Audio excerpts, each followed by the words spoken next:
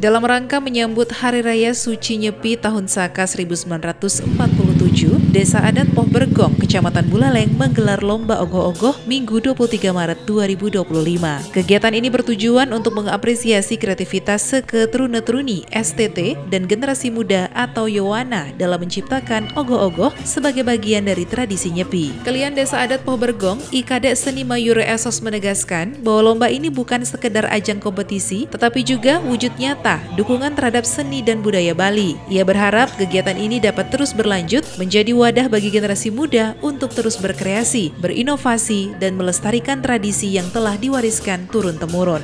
Mudah-mudahan dengan kegiatan ini, kreativitas muda-mudi, para Yowana dan STT bisa berkelanjutan dan tidak menutup kemungkinan ke depan akan terus dilanjutkan kegiatan seperti ini untuk mendorong bagaimana muda-mudi berkreativitas, berinovasi di dalam mengajarkan seni, tradisi, dan budaya Bali.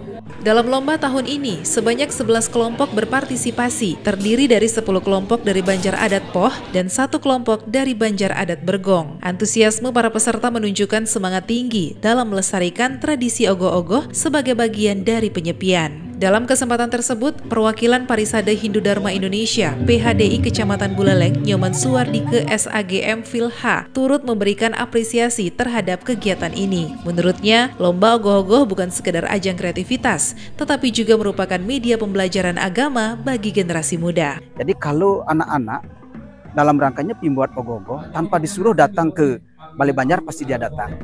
Jadi otomatis dia bertanya, oh ini ogoh-ogohnya apa? Oh dari mana sumbernya? Terus bagaimana filosofisnya?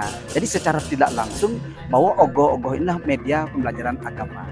Nah, tapi hari ini saya mengapresiasi anak-anak muda yang di Poh Bergong ini sudah sangat-sangat luar biasa penampilan ogoh-ogohnya.